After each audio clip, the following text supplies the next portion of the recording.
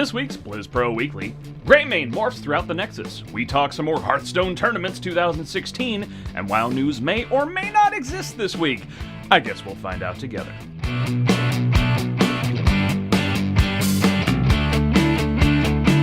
Hello there everyone, my name is SHWAG and we are filming on January 16th, 2016, and this is episode 100. There's nothing special about this episode. We would love to hear from you. Send us your emails to dearclover from blizzpro@gmail.com and be sure to leave us some comments below. Now, let's check out some World of Warcraft. Here's the beef. Hey ladies and gentlemen, Long Hair Don't Care here. We are going to get into some WoW news. We have January 20th through the 25th, arena skirmishes are occurring, with January 27th through February 1st, Cataclysm Time Walking events. With the pre-purchase of WoW Legion, you will unlock the following perks. Wield a mythic weapon. Arm yourself with a customizable weapon steeped in legend and lore that only a hero of your caliber can master. As your character's strength grows, hone your artifacts into an instrument capable of destroying the forces of the Burning Legion. Join Illidan's immortal army and master the infernal raids of the legendary demon hunters of the Illidari. Wreak havoc, dispense vengeance, and stalk your prey with spectral sight. Then assume your demonic form to unleash a frenzy of devastating attacks. That's how powerful it is. Battle to level 110. Travel to the Broken Isles in search of the Pillars of Creation. Obviously, we will get all new zones, including the shattered remnants of an ancient Night Elf civilization, brave the Emerald Nightmare, and descend into Helheim to face Hel-Ya, cursed rulers of the Verkruul underworld. Take charge of your order hall, a base of operations, and a rallying point for heroes of your class. So what are your thoughts? Garrisons, do you have more hope for the order halls? I personally like the garrisons. I think it was nice having a bunch of servants and people who did what I told them to do. Also, boost to level 100 instantly with the pre-purchase of this. So join the battle ready for action. Advance as new or existing heroes to level 100. Be careful with this as some of your skills might get auto-leveled and you might be disappointed.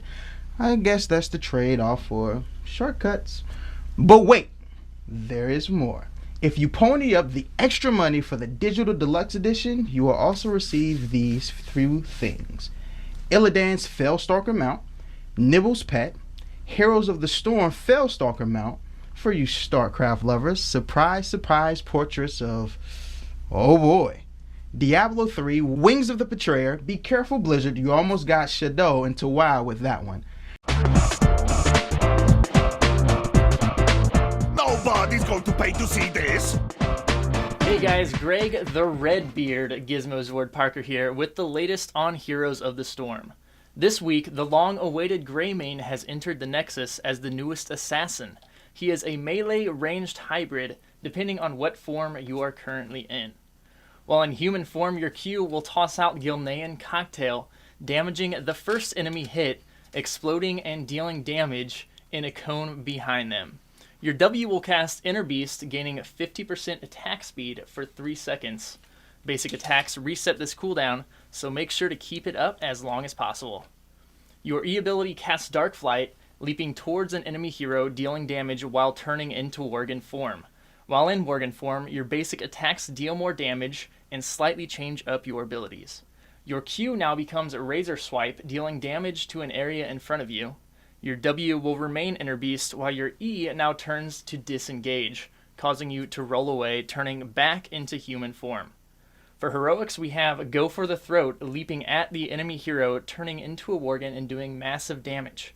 If this ability finishes off a hero, you can cast it for free again within 10 seconds.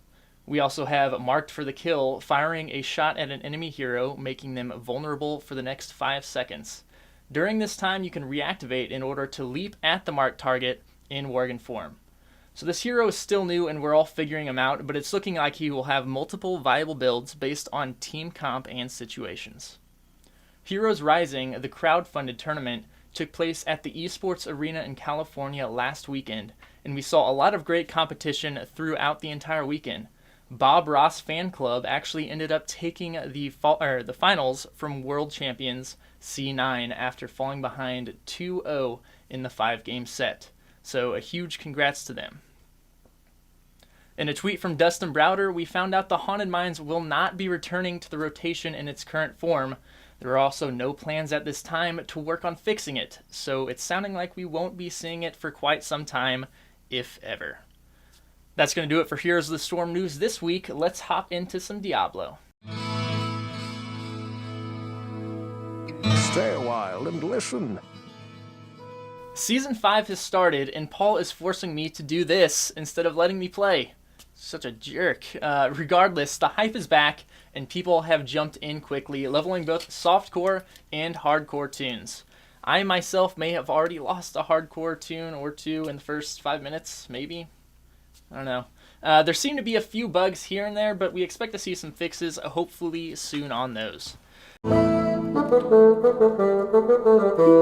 up a chair by the hearth. So there really was next to nothing out of Overwatch this week. So just so you guys know, I didn't forget about the game or anything. We're just moving straight on into Hearthstone. And actually, there's not a lot of news going on in Hearthstone right now either.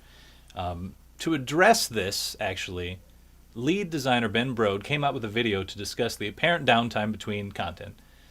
They must have been receiving a lot of different complaints about how there's no real news emerging right now. And in this video, Ben Brode discusses the fact that the Hearthstone team is always working on something. They're not just lazing about doing nothing over there.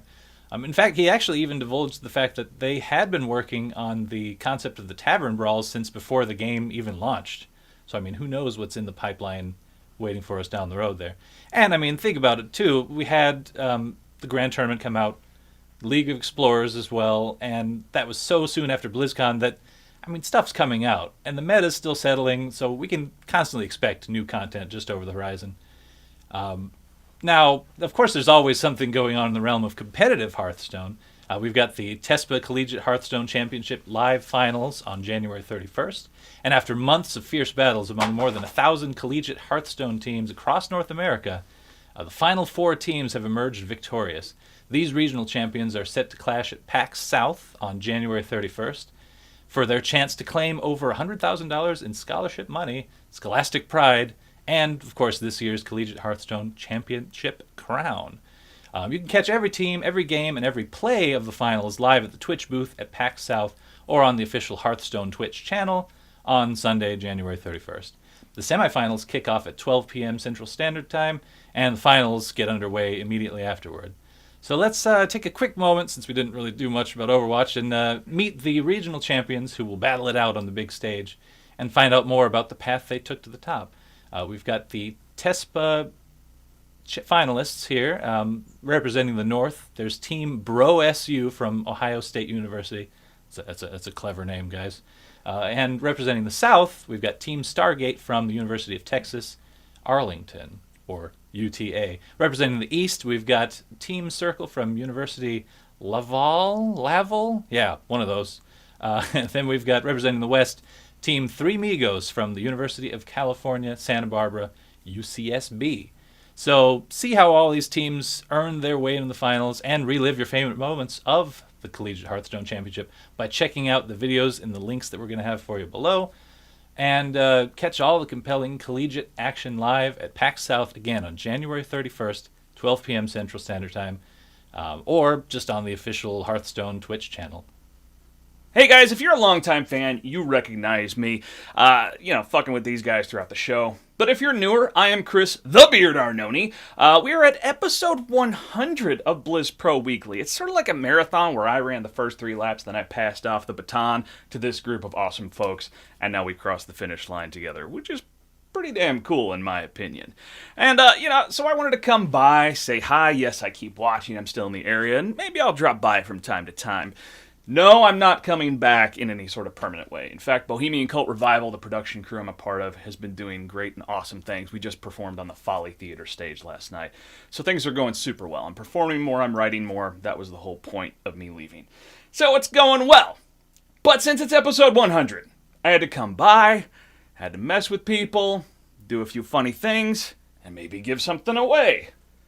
Like this box, which may or may not contain a dick, but it does contain BlizzCon SHWAG, alright? So in this box, there's a BlizzCon messenger bag, a Murloc Illidan pin, or Mercaden, Hearthstone luggage tag, inflatable StarCraft Psyblade, the Overwatch badge, or coaster, however the fuck you want to use it, Diablo keychain, much like the cute but deadly Diablo figurine from BlizzCon 2013, Heroes of the Storm vinyl figures, and an elite Tauren Chieftain figure, a la the current Heroes of the Storm skin. So yeah. So how do you win this box with the possible dick and all of the SHWAG? Well, in the comments, we want you to answer this question. There's a lot of awesome heroes in Heroes of the Storm. There's a whole pantheon of other characters that have not been introduced. What character, above all, would you love to see introduced as a hero in Heroes of the Storm? Throw your answer down in the comments, and by the time that our next episode launches, we'll cut that off and randomly choose a winner from those that answered the question. It's that simple. All right, I'm going to hand this back off to the new professionals, even though it was nice to come in and bring the rudeness and crudeness back to this fucking show. Stay beardy, my friends. Well, that about does it for this week, yet again. Be sure to send Clover some email at dearcloverfromblizzpro@gmail.com and leave us some comments below. Let us know what you think. Also, be sure to check out all the other Blizzpro shows live at blizzpro/twitch.tv. On Sunday, we've got Well Met, the Hearthstone podcast. Monday, Twizcast, all things Blizzard. Tuesday, Heroes of the Storm Power Hour. Wednesday, West March Workshop for Diablo. Thursday now has the Payload for Overwatch. And then also check out us Zords on our own podcast, Lords of the Storm.